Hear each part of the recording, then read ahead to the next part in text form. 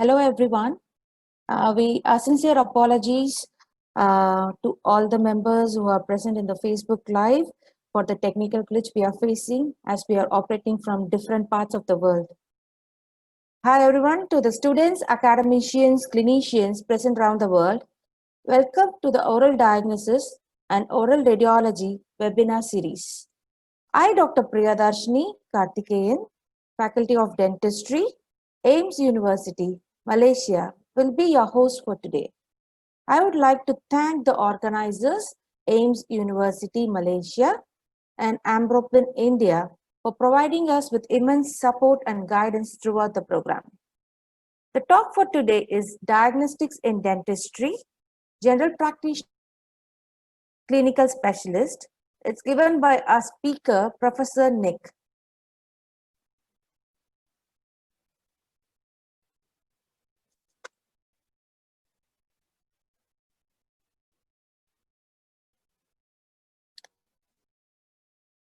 Associate Professor Nik has obtained his doctor in dental surgery from Canada and doctor in clinical dentistry in the specialty of oral medicine from New Zealand. Presently, he is working as a specialist at Faculty of Dentistry in University Technology Mahara and Malaysia.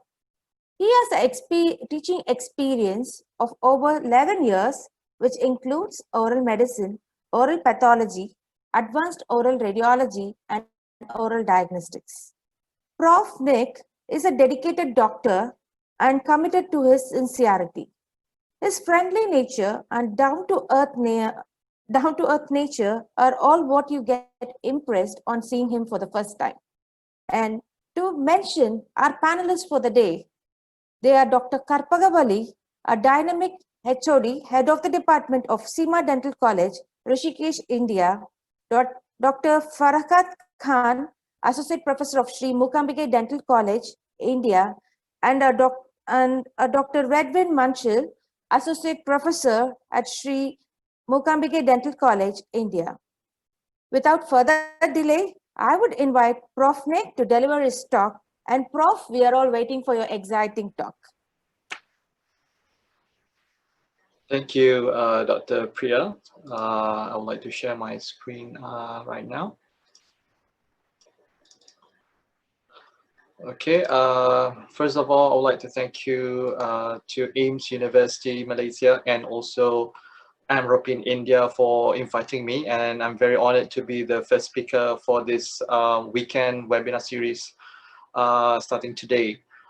So I was given a topic, diagnostics in dentistry, general practitioners versus clinical specialists. So I'm just gonna discuss with all of you, and we have a very great panel today for the topic, and I'm very honored to have them on board as well.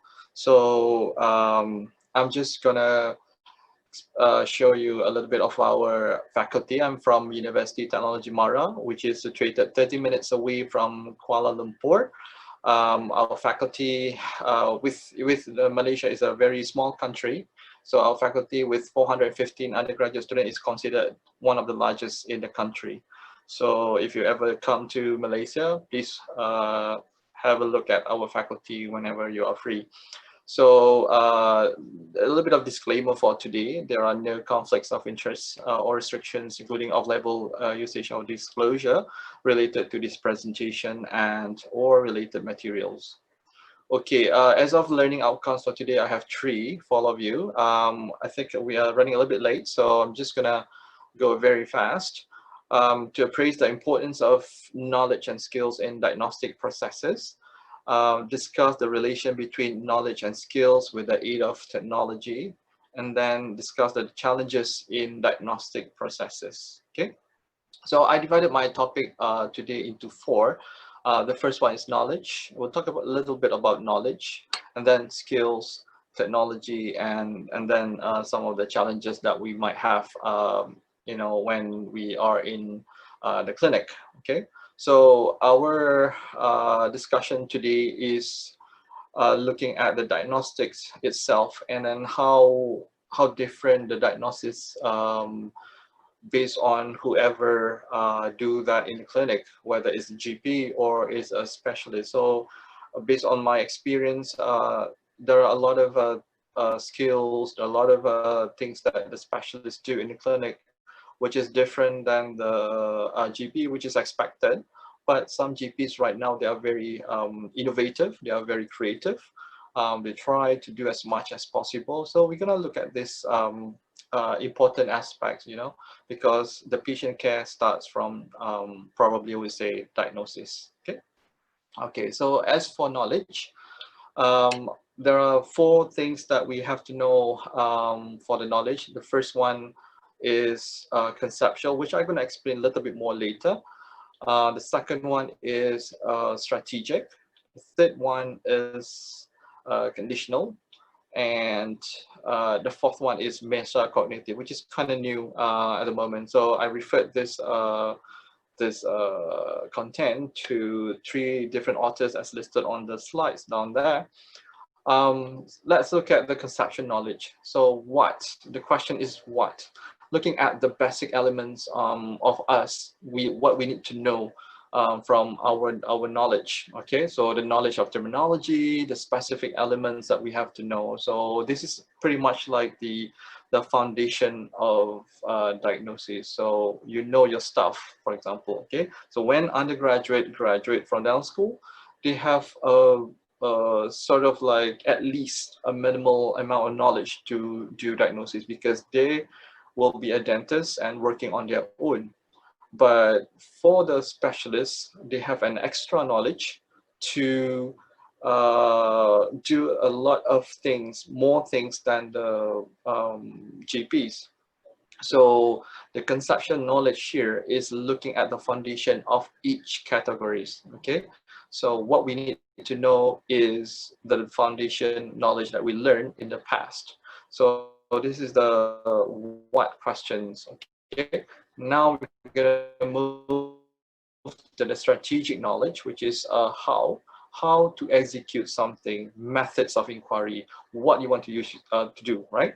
So we need to know the criteria of using the skills, algorithms, techniques, or methods. Okay, so it's very subject-specific skills. You need to know, if you're coming from dentistry, you need to know your perio, you need to know your ortho. If the patient coming for perio, some gingival problem or gum problem, you know, you need to execute the inquiry for that. You know, you're not going to execute something so different from that. So you have to have a strategic knowledge. Okay. The third one, conditional knowledge, which is the question is why. This is a bit more challenging nowadays because people tend to read a lot of content from many things, especially when they Google. The interrelationship among the basic elements. So the specialists, the GPs, they will actually combine all the knowledge that they have, you know, and try to see the relationship between all of those. And when the patient comes to the dental clinic, when they present their case, when the patient complain, give the signs and symptoms, you know, you need to do some thinking about the relationship between these elements, all right? So the biggest part here is to know the classification, the categories, the principles and generalizations of the theories and the structures, you know. And it is very important also, you need to have the skills. This is a bit higher skills, you know, and we expect this to come out from these healthcare practitioners, especially the medical doctors and the dentists, all right? So the why. Last one, which is quite new, we call it as a metacognitive knowledge or self-cognition. Think about thinking, right? Do you know what you're doing? Okay, so basically the knowledge about cognition is the awareness of what you know. Sometimes as a GP, when you start with a case, you don't know. So you go back to your probably flip over some books or Google, you know, but still you don't know things, what's going on. So you might want to decide, okay, I need to refer to someone, or I need to talk to my friends, my colleagues, or, you know, I have to refer to the specialist, okay? So you can stop there, think, and do the best method that you can think of at the moment. So metacognitive is very, very important is self-awareness. All right, that is about these four knowledge dimension. Okay, this is a very popular diagram by the National Academies of Sciences, Engineering and Medicine, and it was in 2015. So this is quite, common sense for all of us, if you're looking from the left to the right, the process starts with the patient experiences a health problem, and then patient engages with healthcare system, when the patient comes to the clinic, and we have these processes starts, okay, information gathering, information integration and interpretation, and we work on the diagnosis. But having said that, you have to have a sufficient information being collected, like on the red component here, which is the clinical history and interview, which is the history taking, physical examination, we have diagnostic testing, and definitely if we do have referrals and or consultation. Okay, so this circle has a lot of things that to do before you reach the diagnosis. Okay, so this big part is the one that we are discussing today. Once they reach the diagnosis, they need to communicate with the patient, right? So this is another thing that we could discuss later, how to communicate of the diagnosis to the patients, right? Especially the bad news. And then you should commence a treatment based on diagnosis, and hopefully the outcomes of our treatment would be in our favor or the patient's favor. Okay, so this is the one that I have given to my undergraduate students. They need to think before they reach the diagnosis. Do they have done all this, and the information that they have, does it comply with these four things or three at least, history taking, physical, and diagnostic testing, if there is diagnostic testing. Okay, so in my opinion, when you want to give a diagnosis to a patient, right, just think a little bit more further, like for GP level, they know everything about dentistry. I mean, every single foundation, we teach them orthodontic, perio, conservative, ortho, or medicine, or radiology. So with that in mind, they could have some sort of minimum level of understanding of everything, but they need to appreciate the mechanism of disease. Okay, when they see the white lesions, they think of what makes it white. If they see the red lesion, what makes it red? So I always remind our students that, think back, okay, whether the diagnosis that you're giving to your patients, does it really make sense to you? Okay, not to the patients, but to you. Okay, the patient would have different set of questions to you, because patient comes to you with a lot of questions, right? Specialists, in a way, they know, we expect them to know much better in terms of this mechanism of disease. They know all the things, pathophysiology perhaps, but they do need to know the insight of it, the depth of it. All right, so they can discuss more with the patient if they need to be seen by the specialist. Okay, so what I meant with the mechanism of disease, when they give this diagnosis, does it relate to any of these categories? Okay, genetic, infectious, neoplastic, does it fall on trauma, does it fall on metabolic, or even inflammatory? There are other categories, but these are the 6 are the most common one that have been talked around. Okay, so when I say white lesion, would it be neoplastic, or would it be metabolic, or would it be genetic? Okay, so they think about that a little while. Okay, so that's about the knowledge, and here I'm just giving another, I'm throwing out another opinion on myself. The role of general practitioner in diagnosis is to recognize the problem and to make a decision. Okay, do I know this? And if I know, what is the diagnosis? If I don't know, I might have to have another opinion from my colleagues, or definitely refer to the specialist if required. Okay, but what about specialists? I think clinical specialist in diagnosis is to rectify the problem. If I get a patient from a GP, I would read the referral letter. Normally it comes with a referral letter, So when the referral letter says, could you please have a look at this patient because I thought this could be squamous cell carcinoma, and we need to rectify that problem. Is it really a squamous cell carcinoma, right? And then definitely we need to find the etiology, because my experience is a lot of patient being referred to me. Uh, most of the patient will go to 3 or 4 different GPs because they don't have the solution, right? They go to 3 or different GPs. They were given a different types of medications, but didn't resolve. So at the end, the last GP that he or she saw referred to the specialist, or referred to me. The big question I have is what kind of diagnosis that they are working on. Okay, so most of the time I see different types of diagnosis, different types of treatment, hence, you know, they are mistreated or misdiagnosed, you know, this kind of thing. So we need to rectify the problem and also to identify what causing it, you know, definitely. So because the patient is a bit frustrated when they see more than one doctor. Okay, usually when patient goes to the clinic, they thought that the problem could be solved at one go. You know, that's patient anyway. Then the second one I would like to discuss is about the skills. All right, skills is very, very important nowadays because it has a lot of human factor. Okay, here by Faltovich in 1983, he described diagnostic skill comes with the integration of clinical experience into a set of practical strategies for gathering, validating, and refining information so that it can be used to solve a patient's problem.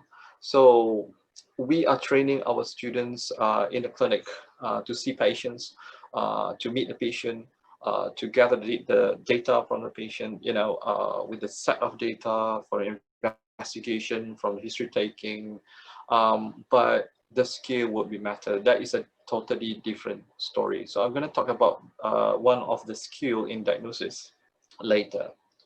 Yes, this is another one that I would like to talk about, history taking.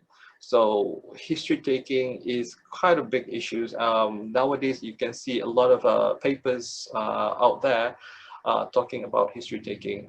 Many discipline, you know, other than dentistry, are doing a lot of history taking workup, you know, for the patients, especially the psychiatry, especially the skin or dermatology as well.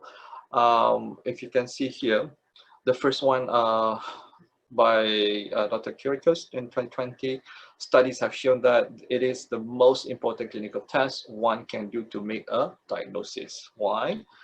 In a medical clinic, it was observed that from history alone, one could make a diagnosis in 56% of the cases that presented. Half of the case that we see in the clinic could be made upon history taking.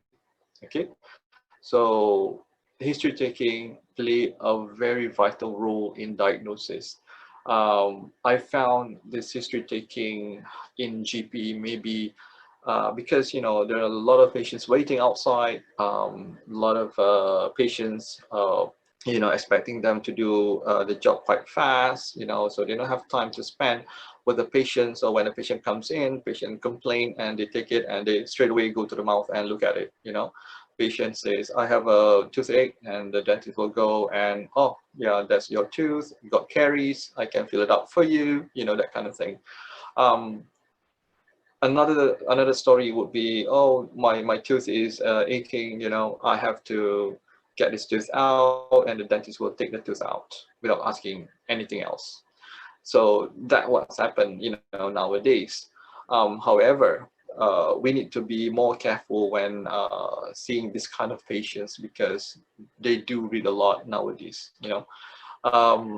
The number two that I would like to highlight is the communication skill. So effective communication skill are very crucial for every physician or dentist or any clinical specialist, you know. Peterson et al. In 1992 explained that from only one patient interview, a doctor with adequate communication skill could make a correct diagnosis with 76% accuracy. Although we would like to see 85% and above accuracy, but 76% with just history taking is good enough. okay, before you even do the examination, you know. There's a lot of people talking about communication skills among our new graduates, because the new generation, they don't talk much, you know. What they do talk to the gadgets. They don't really talk to the gadget. They use their fingers to talk to the gadgets, you know. So when they are born, they know gadgets right away.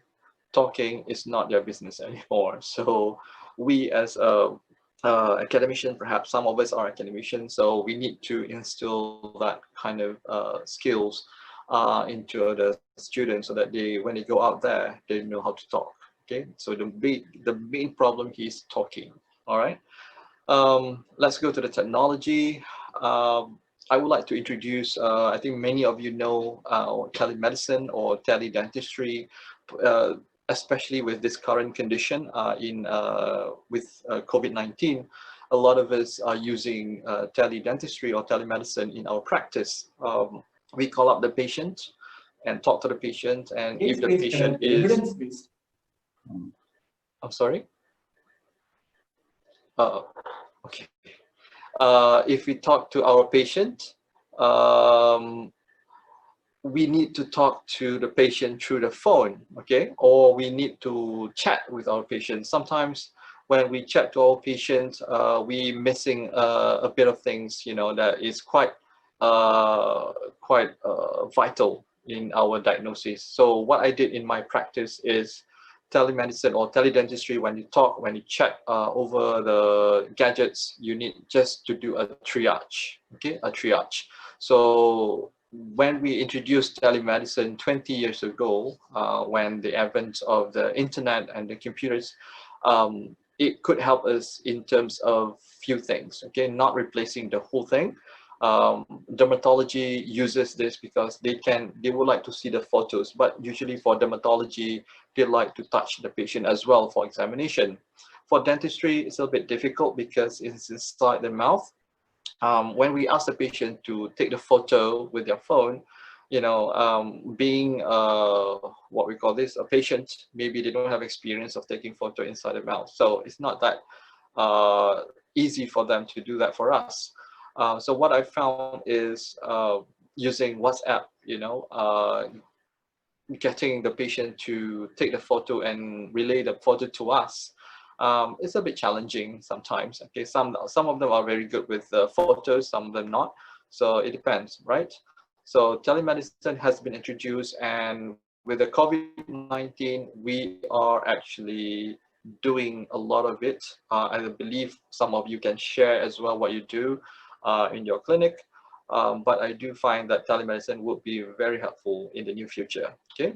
I found these few websites that is actually quite useful or examples for us to have a look. You know, the teledentist, what is teledentistry? Everything is about seeing the patient from the far distance, and you know, the diagnosis is made through the phone. The diagnosis is made through the camera.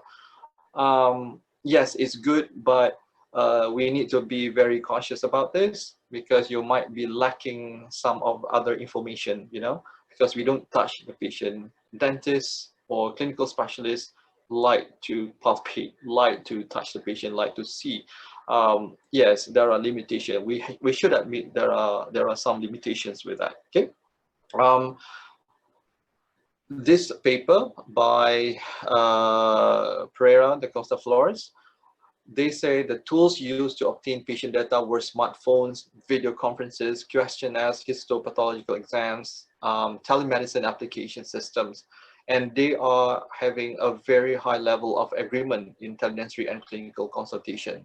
So I mean, you can use all of these to, in the teledentistry, to consult. You can even consult your patient with a specialist, the GP to the specialist about this, okay? So I do encourage that we could establish a network. I mean, if you have a good network based on the specialty, we can relay the message very quick. A lot of people doing that right now. I mean, I believe in India, you have a lot of specialists there. You can gather around all the expertise, you know, and discuss the problem. So the patient does not have to go a few clinics sometimes, you know, just to solve one single problem. So I do believe this teledentistry has a great potential in the very near future, and we are actually experiencing now, most of us, you know, with our patients. Though I would like to say some aspects in telemedicine and teledentistry: quality of communication, images and videos. So be careful when the patient send you the images, when you share the image with your colleagues or with your clinical specialist or with your GP.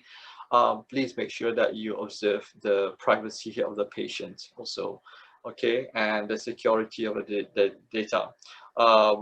What I mentioned before about using WhatsApp, you know, or using the Telegram, it can be easily forwarded to everyone else in your book or in your contact, right? So be careful. Sometimes you send to the wrong person. So you know, it's on my experience as well. And I would say most of the cases using this telemedicine, teledentistry is used for triage and screening. If you are doing this from operator or from the dentist or from the clinical specialist to the patient. But a different aspects that is exists between the dentist to the dentist or dentist to the clinical specialist. So we have to look into a very different angle. So the one that I'm putting on the slides now is actually for the clinicians to the patient. Okay, so we need to observe these aspects when we are using the telemedicine or teledentistry. Okay, all right. If you have Internet of Dental Things, okay, it sounds like a movie, right? Internet of Dental Things is a not new, but an innovative approach to achieve prevention. It started for quite a while ago. I found several articles talking about a toothbrush can actually give a diagnosis of a caries, or because the toothbrush is connected to the internet, and the toothbrush has something like sensors that can relay the data to the main system and analyze it and give feedback to the patient, right? So this is very new for me, and there are a lot of devices now available on the market, but we are not sure about the specificity of the thing, okay, the device. All right, so what it is for IoDT is a network of interconnected computing devices with the ability to share data and have communication across the server. Is called of Internet of Things. So we have Internet of Dental Things, we have Internet of Medical Things. Okay, so IoDT for us, for dental. This one is by Salagare and Prasad in 2020. Sorry. Another one is the old ones, POC, point of care. In dentistry, we don't have much of POC. For example, nowadays we are using saliva as a tool or diagnostic tools. We can do a lot for saliva nowadays. Even HPV virus can be detected in the saliva, so we can use a gadget to detect HPV DNAs in the saliva. So the point of care in dentistry is getting more popular nowadays. Usually the medical use a lot of POCs. The POCs using a different set of criteria how to be a POC. It's called a SHOULD criteria: affordable, sensitive, specific, user-friendly, rapid, and robust. Okay, and it should be equipment-free as well. Okay, I'm not sure what does it really mean equipment-free, because we're still having a gadget, holding a gadget there, right? And it should be deliverable. Okay, so the technology that they are using is called lab on a chip. Means that everything done on a chip. Okay, instead of sending the samples to the lab. So this helps a lot in the diagnosis of the patient. So you can know right away. It's very rapid and very robust. Okay. AI. Okay, AI has been given, this is not a movie, okay? AI is a machine that can imitate human knowledge and behavior. So we had heard a lot of news about machines replacing people working. You know, soon, in probably in 20 years to come, we would have an AI for dentists, okay? How to drill a tooth and put the fillings, okay? But by that time, maybe we have tissue engineering people, have some regeneration of the tissue, soft tissue and hard tissue structures. Anyway, so AI is coming up soon. Um, we don't know how much it can do, but as a dentist or as a clinical clinicians, it's not going to be on our favor, isn't it? So AI is coming, we have to accept it, but how much they would replace us, we are not so sure. I think that can be discussed later. All right. I found this table from Chan et al. Recently published. It's talking about AI technology on several aspects: diagnosis of caries, diagnosis of orthodontic extraction, clinical decision support, and all the way to MRANCH.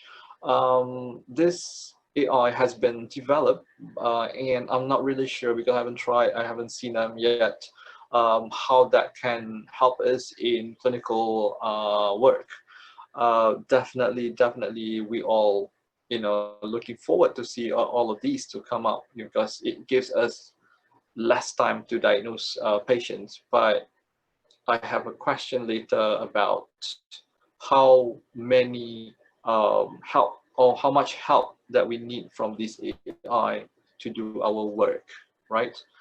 Are we going to be replaced totally, or are we just giving instructions and let the machine do the work? Okay, so when we say, okay, you're not doing enough, what is enough, what is not enough, right? So as a GP, uh, you know, the level that they're doing becoming more robust, more challenging, because I see a lot of general practice nowadays. They have more liberty to use whatever equipment or diagnostic tools to carry out their clinical work. And this is getting more popular, you know, and patients do like it because they just go to one place and everything's settled. But again, this is very new to many of us, and we are still looking forward to see any new things coming up, you know. Okay, I'm not going to touch so much on this, but I found this article by Pandey et al. In 2020 as well, very interesting in the imaging technology. I do believe one of the panels is very good at this imaging techniques or methods, you know. So we are waiting to see the benefits of these imaging techniques for dentistry. Nowadays, we can do a lot with imaging, but the biggest question the patient always asks us is how much exposure that I will receive. You know, that's the biggest question that we always receive from our patients. So with the new advance of imaging techniques, not using any radiation some more, most of them, you know, that will be helpful for us and for the patient, definitely. Okay. The last topic for today, the last subtopic, the challenges. All right. So I have 4 factors for misdiagnosis. Okay, so something that we don't want to do, but we have to be aware. Okay. One is the evolutionary and undifferentiated nature of symptoms encountered in primary care. You know, sometimes the symptom is not what you thought, right? It always shows up in the clinic, especially with pain.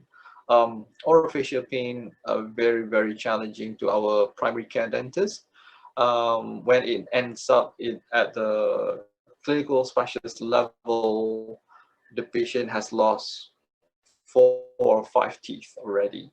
So could we do better, you know, to avoid this nature? Because I found a lot of cases with patient shows up in my clinic has lost more than 1 tooth, right? So we probably could avoid this. Number two, very low prevalence of certain conditions and the high degree of overlap in symptoms. So patient presented with uh, symptoms that are very common, but then has other symptoms as well. And if I say I have a fever, the dentist might think that the fever comes from the infection. Okay, that is the common one, fever, infection. But you know, it could be something else too. So the clinician might always have this kind of challenges in their clinic. Number three is the uh, difficulty of probability-based reasoning and the weak predictive value of diagnostic tests. Okay, so depending on what kind of test that you're using, all right. So sometimes if you're using a wrong test, then the test might be useless for you. So you know, depending on the specificity, or you know, selectivity of the equipment itself. And number four, the high prevalence of medically unexplained symptoms that lack a medically identifiable organic cause. So, you know, many patients will present to you nowadays with unexplained symptoms, right? When we go back to our book or textbook, you know, it doesn't always go by the book. So many clinicians a little bit more confused, you know, they don't know what to do.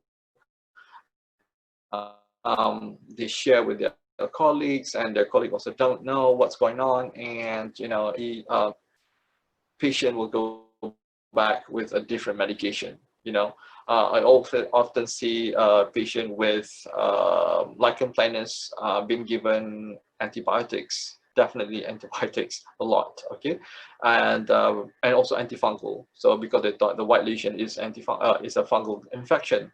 So this kind of thing that you need to be very careful with that, okay. Um, Again, for the challenges, Shankar et al. 2019 says that, to wrap up all the sentence here, is unlikely that any one diagnostic modality will have adequate sensitivity and specificity for detection of caries lesion, for example, for all sites. Okay, so it's very true for me, based on my experience. You know, you have to use several modalities, several diagnostic tools to help. Same with other diseases, perhaps. Okay, for example, Sjogren's syndrome, you might have to do blood tests, you have to do biopsy, and definitely your clinical examination would help much, and referring to your ophthalmology would be better to do the test. So these challenges are very true in our clinical setting nowadays. Okay, so we can't rely on one single diagnostic modality. Another challenge that I found that is happening everywhere now in the world is with a patient comes as Dr. Google. Okay, so this is the biggest problem for us as clinicians, because some patients, they believe more to Google rather than us. Okay, so to explain to them is a little bit difficult, not a bit difficult, you know, more difficult than ever. So how I watched a cartoon before. It says, if you do believe Dr. Google, why you come to me? So that's one of the things that happen in the clinic.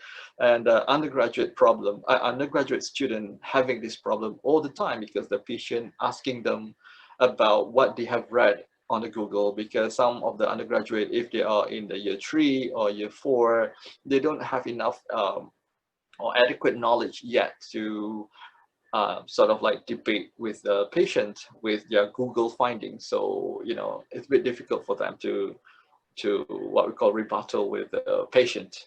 Okay, so I also like to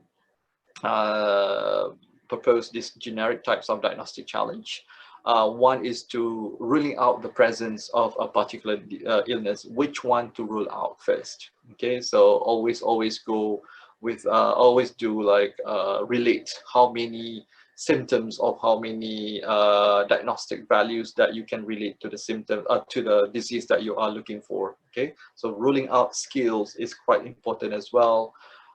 detecting a particular illness preclinically, history taking is very challenging sometimes.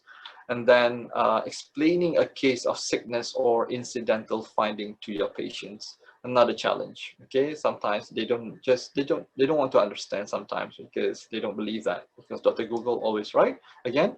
So this is by Miettinen et al. In 2019. So these challenges that we have in the clinic can be boosted up, or can be get rid of it by having certain things which I'm gonna propose how to improve, right?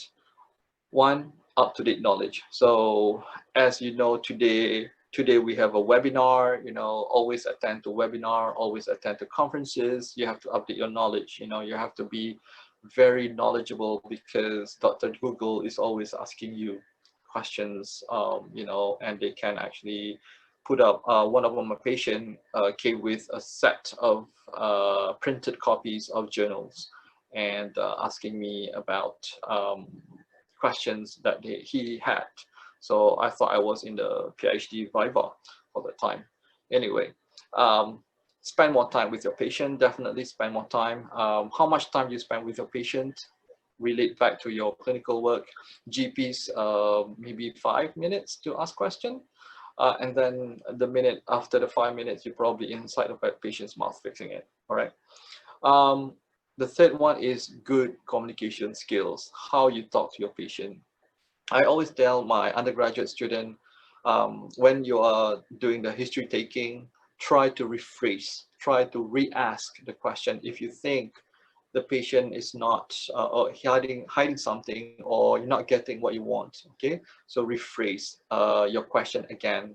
You might get some answers for that. Okay, the fourth one is high critical thinking skill. So try to be critical, try to be challenging in terms of thinking, what would you expect? Okay, how to do this, how to improve this, those kind of things. So high critical thinking is actually the most important thing once you get all the knowledge, once you get all the skills, right? Because you're going to combine them, think about it, and decide. All right. So I think with that, thank you. These are my references. All right. And thank you. And this is my barcode. You can download my slide if you want, scan, and I provided a PDF copy. All right. Thank you.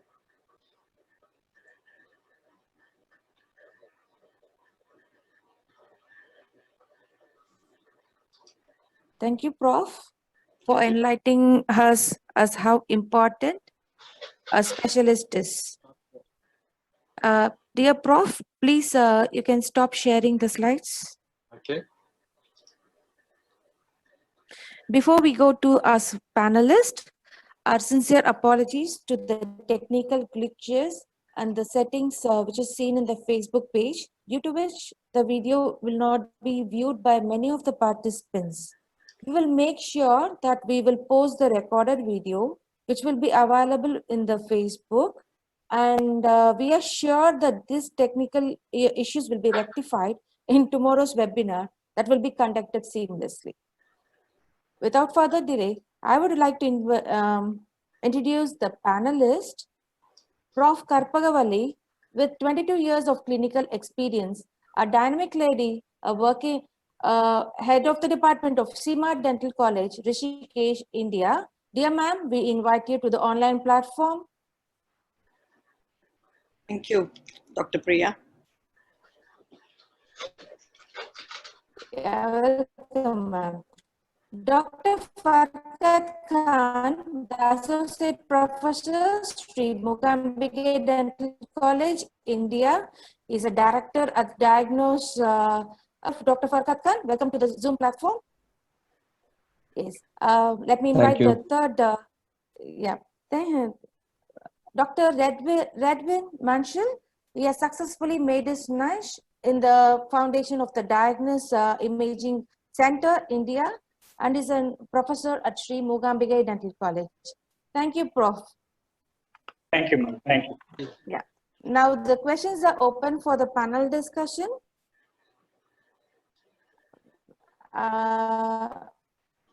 Yes, can we start? Yes. The first question which is being posted by the participant, let me address to Dr. Karpagavali. Yes. What are the factors that can affect a good diagnosis? I repeat the question. What are the factors that has to be remembered by the general practitioner for a good diagnosis? Okay. Good morning, everyone. That was an excellent presentation, Professor Nik. You had covered almost all the aspects of diagnosis, starting from the knowledge aspect up to the challenging ones, actually, which is usually the difficulties faced by the general practitioners. Coming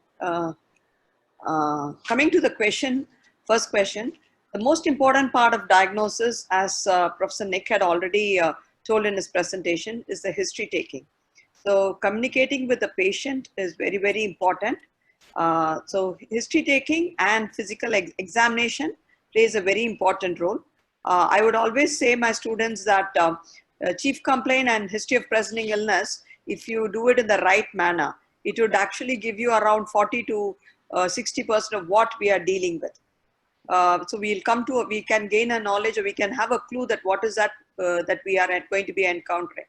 And if you do a proper extraoral and an intraoral examination, and the very important thing is we need to stress on the medical history of the patient, because many a times that is what the GPs miss, or sometimes especially the oral medicine cases. I would say that the specialty cases, what happens is they don't give too much of importance to the medical history, and that is the reason it gets slipped away or it gets misdiagnosed. So history taking plays a very important role.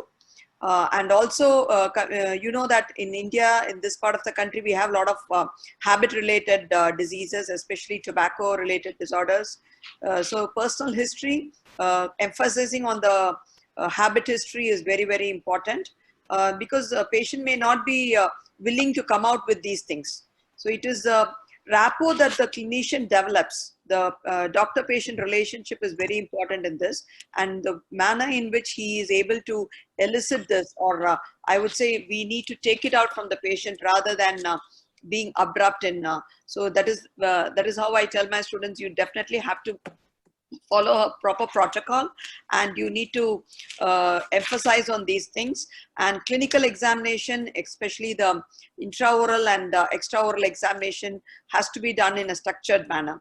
And I think even in presentation, Prof. Nik was talking about the orofacial pain, and I would like to add up on that, because it's a very what do you say, diagnostic specialty, I would say. Now I think the American Dental Association has added it as a separate specialty as well. So it is a lot of medically challenging diseases could lead to the orofacial pain, and a dentist should not think the tooth is the one which is causing it. So I think knowledge is very important, and we definitely have to keep updating ourselves. I hope that has answered the question, which is asked by the... Yes, Prof. Yes, Prof. Thank you so much. There's another question from the participants. Yeah, we'll address this question, Dr. Redwin. Dr. Redwin? Yes, ma'am. Yes. Yeah. How far should a general practitioner go for the diagnosis? Should he do more tests or just refer to the specialist right away? I repeat the question. Yeah, and I got the question. Yeah. It's a very nice question, actually. So in my opinion, the general practitioners shouldn't directly refer the patient to the specialist. Okay, the main reason is because the patient, when they are coming to the general practitioner, they believe that the general, if the doctor refer directly to the, what they have to do is first the general practitioner start talking to the patient, just listen to what all the patient is telling, what is the complaint, start examining the case. Even if they are not aware of the diagnosis, they have to examine the patient, they have to let the patient talk and note everything, and finally convince the patient that there is a specialist for this, so I'm referring you to them so that you will get a better treatment plan. So this is the way they have to refer any particular case to a specialist. So in that way, it will be like a teamwork rather than pushing the patient away from a clinic. Okay. So I feel the practitioner should give importance to the disease and sit and talk to the patient, come with any preliminary diagnosis, do some basic investigation. In 1 or 2 days time, they should do a timely referral to a specialist. That's my opinion.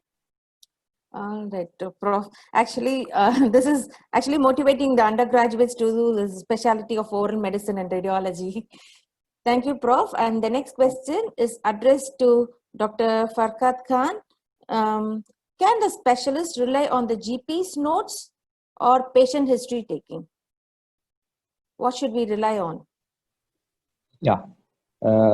First of all, I would like to congratulate team Amropin, AIMST University, and it was an excellent presentation by Dr. Nik. I would like to thank Karpagavalli madam for enlightening all of us with all of her experience. So moving on to the question, I think the question is like whether a specialist should rely on the GP's information or whether he should rely on the patient's history taking. It's a very interesting question.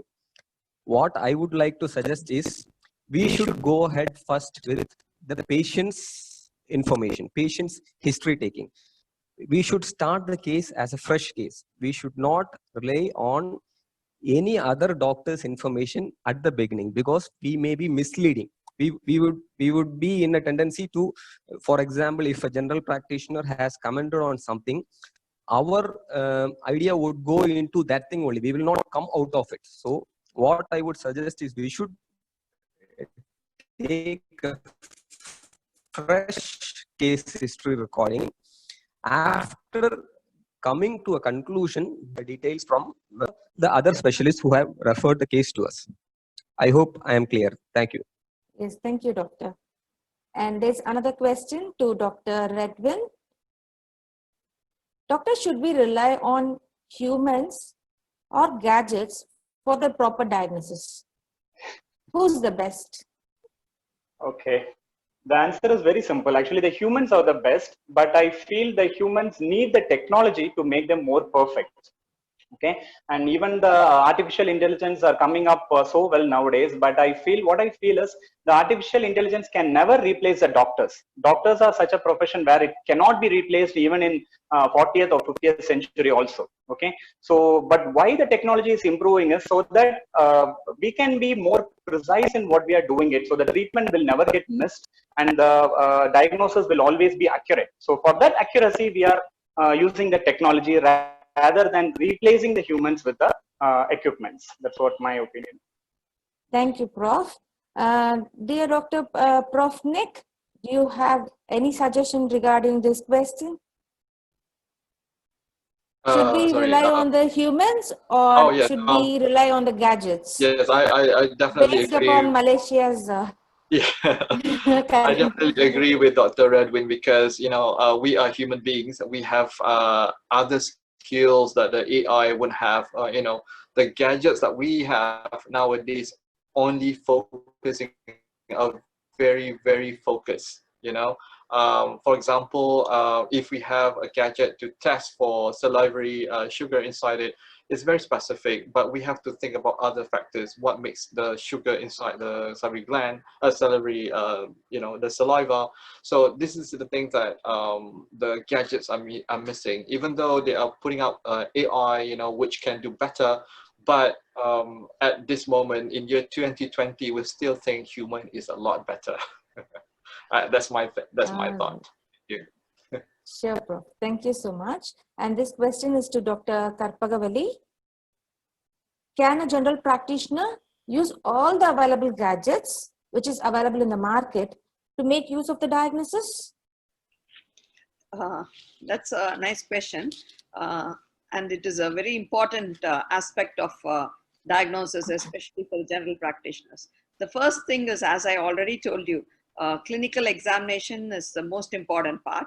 And it can be, as Dr. Redwin said, and it has to be assisted by the investigations. So you don't need to jump into all the investigations available in the market, because you have varied technologies and various investigations. You should be specific to the clinical diagnosis that you have arrived at, actually. So I would definitely say that the GP has to have a clinical diagnosis or a provisional diagnosis after at the end of the history taking and examination. And investigation should be confined only to that. For instance, I would say if you are dealing with a Sjogren syndrome, you should go to investigations related to it. You should not immediately jump into something which is totally irrelevant to it, actually. So definitely you can use the investigations, because they assess us in the diagnosis. I would say they cannot replace us or something. The technology has to be added up to make the diagnosis precise and to go ahead with a perfect treatment. That's what I would say. Yes, Dr. Ted. Thank you, Prof. Actually, you have covered the next question also. And this question is addressed to Dr. Farhat Khan. Does the artificial intelligence or the gadgets or the new investigatory images or whatever it is will replace oral medicine specialist in future? What do you think, doctor? I think all questions are interrelated. I think they are not going to replace oral medicine. Yes. Because oral medicine basically revolves around chief complaint and history taking, as Madam said. You get 90% of all details through a careful history taking. So they are not going to replace us, definitely. All right, Dr. Prof, thank you so much. And we are done with the questions. Can we have a takeaway message from Prof. Nik to all the budding undergraduates and the clinicians? Okay, first of all, I'd like to thank you, the panels. I'm really looking forward to the answers of the panels, and everyone actually have the same page of thinking, the same page of minds, you know, to move forward as an oral medicine and radiology specialist. The message that I would like to convey here is, let's go back to basics and know the basic first. Undergraduate level, when they go out there, they need to know basics. They don't have to go far with the gadgets, you know, because they are so eager to use everything that is available in the market and forgetting the basics. So that's why when our students learn about radiology, we did not teach them how to develop the film. We teach them the, what we call this, the electronics one, the digital radiology. So when they go out there, the clinic is not using the digital radiology, they are using the developers. So, you know, they're stuck. They don't know what to do. So this is one of the example that is, you know, if you go so far up front, you know, you might be leaving some of the basics ones. So I think go back to the basics, learn about that and move forward, you know. So don't be so eager to run and forget the basics. So many of us today, we learn a great deal about oral sciences, you know, and let's go back. I always ask my student, what is the mechanism of every single thing? But I'm learning at the same time. I'm also refreshing my mind as well at the same time. So once again, I thank you to the panels today. Very interesting answers, and definitely I'm looking forward to see you guys again. Thank you. Yeah. Thank you. Thank you so much. Thank you, Professor. Thank you so much, the panelists and the speaker.